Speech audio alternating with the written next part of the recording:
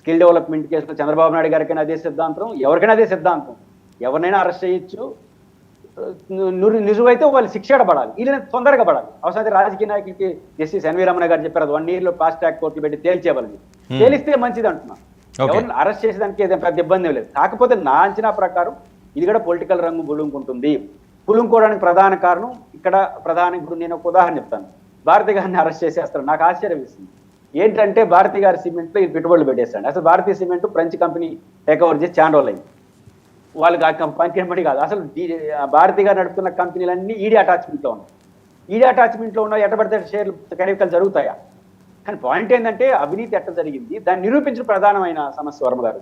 Basic గా ఇప్పుడు మనం ఎన్ని మాట్లాడుకున్నా, స్కిల్ డెవలప్మెంట్ కేసు అయినా, మద్యం కేసు అయినా, ఇంకోట్ అయినా నిరూపించడం ప్రధాని కోర్టులో నిరూపించాలి కదా, ప్రజల్లో నిరూపించవచ్చు. కొన్ని అంశాల ఆధారం, ఇప్పుడు దీపక్ రెడ్డి గారు చెప్పిన అంశాల ఆధారంగా చెప్పచ్చు. దీన్ని ఎట్లా నిరూపిస్తాం? 600 కోట్లు 6,000 కోట్లు నష్టం జరిగిందని దీపక్ రెడ్డి గారు చెప్పారు. ఇది జగన్ గారికి ఇంకోరకు అందిందని ఎట్లా నిరూపిస్తాం?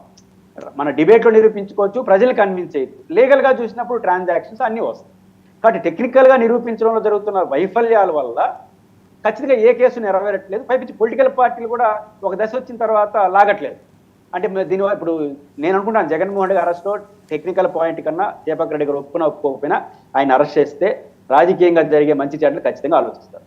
అది చెప్పరు, ఎక్కడ ఖచ్చితంగా చెప్పరు. ఎందుకంటే చెప్పకుండా ఇది 90% రాజకీయ కోణాన్ని ఆలోచిస్తారు, 10% టెక్నికల్ పాయింట్ ఆలోచిస్తారు. సార్, ఈ అంశంలో జగన్మోహన్ రెడ్డి గారి అంశంలో బీజేపీ పాత్ర కూడా ఉంది. ఇంతకుముందు బీజేపీ జగన్మోహన్ రెడ్డి గారి వైపు మొగ్గు చూపించింది, కానీ ఇప్పుడు ఆ పరిస్థితి అయితే కనిపించట్లేదు. వాళ్ళు కూడా గ్రీన్ సిగ్నల్ ఇచ్చారు, మీకు నచ్చినట్టు చేసుకోండి అని చెప్పి అదొక వాయిస్ వస్తున్నది. అలా చేసే అవకాశం ఉంటుందా కేంద్రం? భారతీయ జనతా పార్టీ అన్ని పార్టీలను ఒక ఆట ఆడుకుంటుంది. దానికి కొత్త ఏం కాదు. దాని ఆటను నమ్మేసి వీళ్ళు దాంట్లో మన వైపు ఉన్నారనుకుంటే బోల్తా పడరు. బీజేపీ తన లాభాన్ని చూసుకుంటుంది తప్ప ఇంతవరకు భారతదేశ రాజకీయాల్లో నేను ఒక ఉదాహరణ చెప్తాను. బాంబేలో ట్రైన్ ఎక్కేటప్పుడు మనం ఎక్కాల్సిన అవసరం లేదు. ఆ జనం తోసి వాళ్ళు ఎక్కిచ్చేస్తారు, ఎండ్ ఒకసారి దింపేస్తారు. బీజేపీని నమ్ముకొని పోయినంటే బాంబేలో ట్రైన్ ఎక్కినట్లే. కాబట్టి వాళ్ళు ఎక్కడ ఎక్కిస్తారో ఎక్కడ తోసేస్తారో చాలా అనుభవాలు ఉన్నాయి. కాబట్టి బీజేపీ వాళ్ళు అప్పుడు కాంగ్రెస్ గారి గతంలో, కాబట్టి బీజేపీ వెనకాల ఉండడం ముందుండదు, మీ ఇష్టం అంటుంది. అసలు ఆన్సర్ చేస్తాడు మోడీ గారు నేను అనుకోవట్లేదండి. నేను ఒకప్పుడు మాజీ సీఎస్ గారిని అడిగాను, సీఎం గారు మీరు మోడీ గారితో కలిశారు కదా, ఆయన ఎట్టుంటాడంటే అన్ని వింటారంట, 1 hour మాట్లాడి అన్ని వింటారంట, వాళ్ళు అనుకుని వాళ్ళు చేస్తారు. వాళ్ళకి ఎట్ట చేస్తారు? ఇప్పుడు జగన్ గారిని అరెస్ట్ చేశారు అనుకోండి, పొలిటికల్గా ఒక రకంగా ఉంటే ఒక స్టాండ్ తీసుకుంటారు, ఇంకో రకంగా ఇంకోటి. వాళ్ళు ఏమైంది?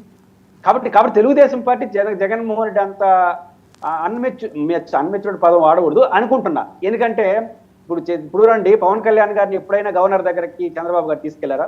మనం తీసుకెళ్ళింది అరెస్ట్ కోసం నేను అనట్లేదు, కానీ ఒక సిగ్నల్ ఏంటి, నేను పవన్ కళ్యాణ్ కలిసి వెళ్ళాం, రేపు అరెస్ట్ చేస్తే మేము ఇద్దరు కలిసి గవర్నర్ చెప్పినాం. లోకేష్ గారు అన్ఎక్స్పెక్టెడ్ గా పోయి ప్రధానమంత్రి కలిశారు. దాని అర్థం ఏంటి? మేము ముగ్గురు ఉన్నాము, జగన్ గారిని అరెస్ట్ చేసి చెప్పడం ప్రజలకు చెప్తున్నారు. నేను ఒకడే కాదు, దానివల్ల వచ్చే లాభ నష్టాలు మా ముగ్గురు కలిసి పంచుకున్నాం చెప్పడం. అంటే ఇన్సైడ్ ఎంత ఉందా అండి ఇందులో ఇన్సైడ్ ఎంత ఉందా? 100% ఉంటుందండి. జగన్మోహన్ రెడ్డి గారు తెలియదు. జగన్మోహన్ రెడ్డి గారు మాంసం తినిన తర్వాత ఎటుకులు కూడా మెడలు వేసుకుంటే తప్పే ఉంది, మాంసం తిన్నాం కదా అనే టైపు జగన్ గారు. అట్ట కాదు, మాంసం తిన్నా కూడా పక్కన వాళ్ళకి ఎముకలు ఇంకోటి ఇట్లా ఇచ్చి అందరూ కలిసి చేయాలనేది చంద్రబాబు గారి స్టైల్. కాబట్టి చంద్రబాబు గారు ఇట్లాంటి రిస్క్ తీసుకునేటప్పుడు అందరినీ కలుపుకునే పోతే వాళ్ళు కలిసి రాబోయే కలిపిస్తారు, ఇబ్బంది ఏం లేదు. ఓకే, దీపక్ రెడ్డి గారు మీరు ఏదో లిస్ట్ ఉన్నదన్నారు, అది చెప్తే దానికి సమాధానం చెప్తారు జూపూడి గారు. ఏదో సెకండ్ రౌండ్ లో చెప్తానన్నారు, ఏమన్నా ఉందా? ఉందండి. ఒక్కసారి జూపుడు గారికి చెప్పానంటే తర్వాత నేను చెప్పేస్తానండి. స్టార్ట్ చేస్తాను. కొన్ని పాయింట్స్ ఆల్రెడీ నోట్ మీరు చెప్పిన తర్వాత ఆయన మాట్లాడితే బాగుంటుందని మీకు అవకాశం ఇచ్చాను. సరే అండి. అయితే ఇప్పుడు జూపుడి గారు విప్లవం నుంచి పుట్టిన పార్టీ అని అన్నారు కదా, కానీ వాస్తవం ఒకసారి చూడాలా, జూపుడి గారు జైలు నుంచి పుట్టిన పార్టీ కాదా? నేను అంటున్నానని చెప్పి మీరు అనొద్దు, బట్ ఒకసారి హిస్టరీలో పోయి మీరు ఒకసారి పేపర్లు తిరిగేయండి, మీకే అర్థం అవుద్ది. సరే, విజయసాయి రెడ్డి, మిథున్ రెడ్డి, రాజ్ కసిరెడ్డి, ధనంజయ రెడ్డి, కృష్ణమోహన్ రెడ్డి 2019 ముందు ఈ రెడ్లు ఎవరన్నా లిక్కర్ బిజినెస్ ఒక సెకండ్ వీళ్ళు 2019 ముందు ఏ ఒక్కరు వీళ్ళు లిక్కర్ బిజినెస్ లో ఉండేరా?